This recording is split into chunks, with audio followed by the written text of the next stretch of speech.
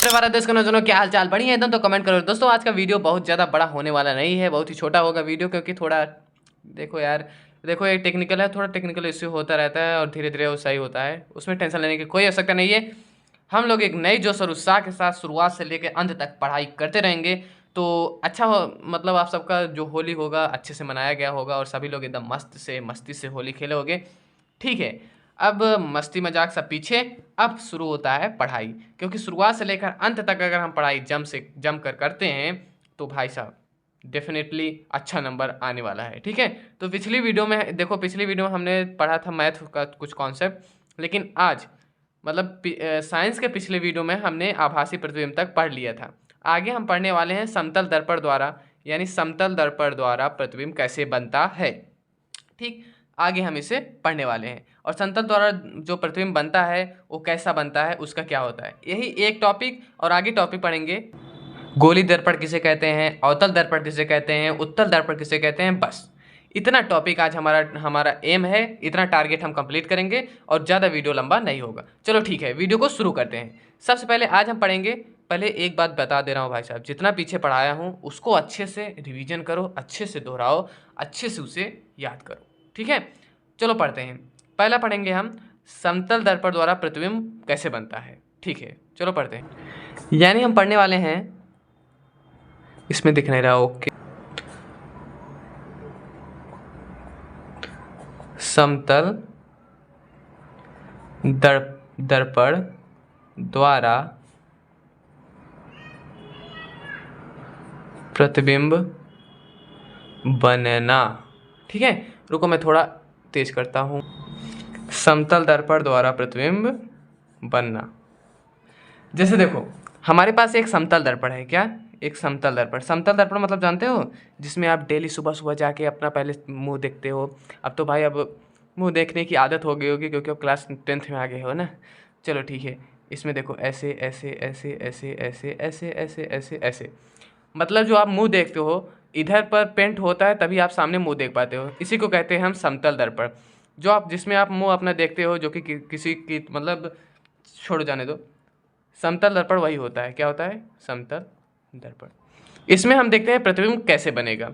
जैसे मान लो अगर यहाँ पर किसी चीज़ का प्रतिबिंब आता है, ठीक, यहाँ पर किसी चीज़ का प्रतिबिंब आता है, तो जाहिर सी बात है, जब यहाँ से मान लो, यहाँ से हम टार्च मार रहे हैं, तो हमने पिछले वीडियो में प्रैक्टिकल करके भी दिखाया था। यहाँ पर मान लो आता है टार्च, तो यहाँ से ऐसे ये परावर्तित हो जाएगा। क्या होगा? परावर्तित हो जाएगा। अच्छा ठीक है भाई साहब, यहाँ से क्या होगा? परावर्तित होगा। उसके बाद मान लो ये यहाँ पर नीचे आ जाता है, नीचे अगर इसका लाइट जाता है तब ये ऐसे परावर्तित हो जाएगा। होगा कि नहीं? मतलब क्या? ये आपतित किरण, ये आपतित किरण, ये परावर्तित किरण। ठीक, और यहाँ पर देखो, जब यहाँ पर आपतित किरण हो रहा है और यहाँ पर परावर्तित किरण हो रहा है, तो ये बीच में क्या होगा? देख रहे हो? ये बीच में अभिलंब होगा। और यहाँ पर एक क्या होगा? बीच में ये अभिलंब होगा। ऐसे अभिलंब होगा कि नहीं?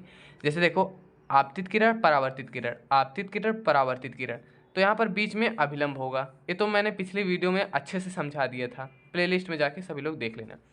अच्छा ये बताओ, जब यहाँ से जब ये यहाँ से आके परावर्तित हो रही है, अगर इसको हम पीछे बढ़ाते हैं, इधर हमने पीछे बढ़ा दिया, और इसको अगर पीछे हम बढ़ाते हैं, तो यहाँ पर आके ये थोड़ा आगे, यहाँ पे आके इससे काटता है यहाँ पर। ठीक, अब एक चीज़ देखो,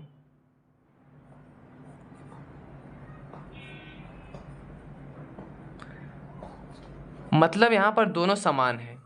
मतलब यहाँ पर कोई वस्तु रखी गई है तो उसका प्रतिबिंब भी यहाँ इसके पास बनेगा, इसके पास बनेगा। लेकिन यहाँ पर हम पीछे इसको मिला रहे हैं, देख रहे हो, हम इसे पीछे यहाँ पर मिला रहे हैं। इसका मतलब ये हुआ कि यहाँ ये आभासी प्रतिबिंब बना। और हम लोग जो अपना मुंह देखते हैं जिस शीशे में, जिस दर्पण में, वो भी तो आभासी प्रतिबिंब बनाता है। अच्छा, वास्तविक प्रतिबिंब होता तो हम उसको टच कर सकते थे, लेकिन वो आभासी प्रतिबिंब बनता है। और कुछ इस प्रकार से समतल दर्पण में प्रतिबिंब बनता है। अब देखते हैं कि समतल दर्पण द्वारा प्रतिबिंब जैसे जब बनता है उसके नियम क्या क्या होते हैं। समतल दर्पण द्वारा जब प्रतिबिंब बनता है तो उसके 4 नियम होते हैं। पहले नियम, यह सीधा बनेगा। आप लोग इस फिगर में कुछ बारीकी से अच्छे से देख पाओगे। देखो, यहाँ पर वस्तु थी, प्रतिबिंब यहाँ पर बना, तो हमारा प्रतिबिंब सीधा बनता है। अरे यार, आप खुद ही देख लो।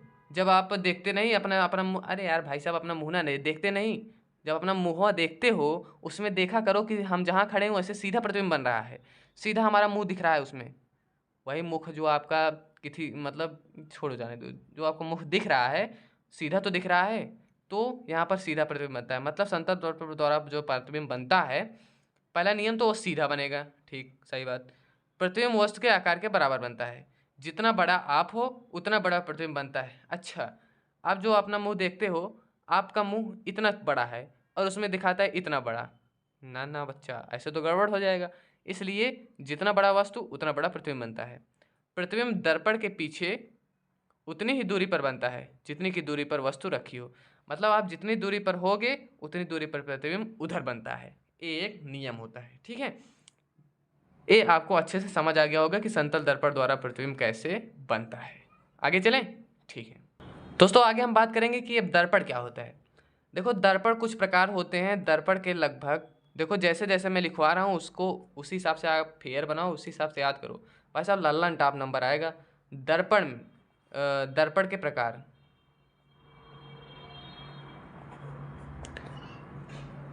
क्या, दर्पण के प्रकार। देखो मुख्यतः दर्पण एक प्रकार होता है। दर्पण देखो कई प्रकार के होते हैं, एक अवतल, उत्तल, उत्तल, ये सब होते हैं। लेकिन सबसे पहले एक होता है गोली दर्पण। ठीक है, गोली दर्पण यानी गोली दर्पण होता क्या है, पहले उसको जानते हैं। ये होती है गोली दर्पण की परिभाषा। गोली दर्पण वह दर्पण है जिसकी परावर्तक सतह कांच के खोखले गोले का भाग होता है। बताता हूँ, सबसे पहले इस डिफिनेशन को लिखकर याद कर लेना। ठीक है, देखो गोल दर्पण या गोली दर्पण देखो दो प्रकार के होते हैं। पहला अवतल और दूसरा उत्तल। ये हम गोली दर्पण की बात कर रहे हैं, क्योंकि अगर हम दर्पण की बात करेंगे, दर्पण में तो समतल दर्पण भी आ सकता है, लेकिन गोली दर्पण की बात करें तो अवतल दर्पण आता है। देखो, अवतल दर्पण ऐसे होता है और इधर पेंटिंग होती है, और उत्तल दर्पण ऐसे होता है, इधर पेंटिंग होती है।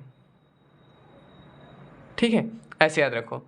देखो, जब हम आ बनाते हैं तो आ ऐसे बनाते हैं, यानी अवतल दर्पण ऐसे होगा। ठीक है, अब इधर देखो, इसमें जब प्रकाश किरण कोई जाती है, जब कोई प्रकाश किरण जाती है तो ये इसे फोकसित करता है एक बिंदु पर, मतलब फैलाता नहीं, प्रकाश किरण को फैलाता नहीं। जब प्रकाश किरण को फैलाता नहीं तो साइंस में एक भाषा बोलते हैं उसे अभिसारी लेंस। क्या, अभिसारी। लेकिन लेंस नहीं, यहाँ पर दर्पण है तो दर्पण, यानी अभिसारी दर्पण। अब वही काम उत्तल दर्पण क्या करता है। उत्तल दर्पण में जब कोई प्रकाश किरण जाती है तो वो ऐसे इसे फैला देता है और जाके ऐसे मिलता है पीछे, आभासी प्रतिबिंब बनता है। मतलब कहने का मतलब ये है कि ये प्रकाश किरण को फैला देता है, प्रकाश किरण को फैला देता है, सीधी सीधी बात। इसलिए इसे कहते हैं अपसारी दर्पण। क्या कहते हैं, अपसारी दर्पण। सीधी सीधी बात यह है कि जो प्रकाश किरण को एक जगह फोकसित करता है वो दर्पण होता है अभिसारी दर्पण, और जो फैला देता है उसे कहते हैं अपसारी दर्पण। सीधी सीधी बात है, कोई दिक्कत नहीं है। ठीक, ये बात आपको समझ आ जानी चाहिए। अब देखो गोली दर्पण, जैसे मान लो यहाँ पर एक गोला है। ठीक है, यहाँ पर एक गोला है, अगर इसको हम ऐसे काट देते हैं, ठीक, तो दो भाग हमारे पास प्राप्त होगा। इधर वाला भाग ऐसे प्राप्त होगा, इधर वाला भाग ऐसे प्राप्त होगा। इधर वाला भाग ऐसे, इधर वाला भाग ऐसे। तो इधर वाला जो भाग प्राप्त होता है वही होता है हमारा अवतल दर्पण, और इधर वाला जो भाग प्राप्त होता है वही होता है हमारा उत्तल दर्पण। इसीलिए देखो एक गोले का भाग है तो गोली दर्पण, यानी इसलिए कहते हैं इसे गोली दर्पण। मतलब गोली दर्पण वह दर्पण होता है जिसका परावर्तक पृष्ठ कांच के खोखले गोले का भाग होता है। मतलब एक कांच का कोई खोखला गोला था, उसी का ये भाग है, और ये दोनों आते हैं गोली दर्पण के अंतर्गत। विधो समझ आ गया होगा। बस इतना समझो, जो प्रकाश किरण को एक जगह फोकसित करता है उसे अभिसारी लेंस, मतलब फैलाता नहीं। अब प्रकाश जाएगा तो उसे एक जगह केंद्रित कर देगा, और उत्तल दर्पण में प्रकाश किरण जाएगी तो उसे बहुत फैला देगा। ठीक है, अब देखो, अब कहते क्या है, अवतल दर्पण को अगर परिभाषा पूछे तो क्या कहेंगे? देखो, जिसका परावर्तक पृष्ठ, मतलब जहाँ से प्रकाश किरण देखो जा रहा है, और परावर्तक पृष्ठ, जिसका परावर्तक पृष्ठ धसा हुआ हो, क्या हो, धसा हुआ हो। देखो ये धसा हुआ है, लेकिन जहाँ से इसका परावर्तन हो रहा है इसमें प्रकाश किरण का, वो प्रकाश किरण उठा हुआ है। समझ रहे हो?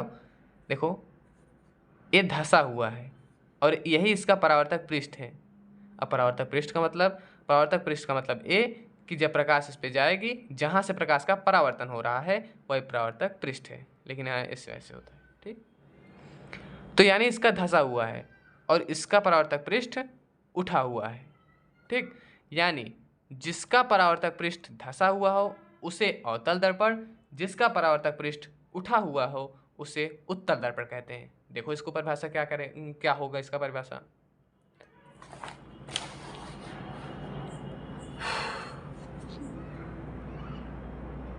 तो ये रहा दोनों का परिभाषा, मतलब जिसका परावर्तक सतह उठा हुआ हो उत्तल दर्पण, और जिसका परावर्तक सतह धसा हुआ हो वो होता है अवतल दर्पण। ठीक है, मिलते हैं जल्दी नेक्स्ट वीडियो में। आज का वीडियो यही रखते हैं, क्योंकि अगर धीरे धीरे कोई चीज़ नया नया चीज़ पढ़ाएंगे तो अच्छा रहेगा। अगर एक साथ कोई चीज़ पढ़ाएंगे तो भाई साहब दिक्कत हो सकती है। ठीक है, मिलते हैं जल्दी नेक्स्ट वीडियो में। हमेशा हंसते रहना, मस्त रहना, और वीडियो को लाइक कर देना, चैनल को सब्सक्राइब कर देना। मिलते हैं जल्दी नेक्स्ट वीडियो में। Thank for watching.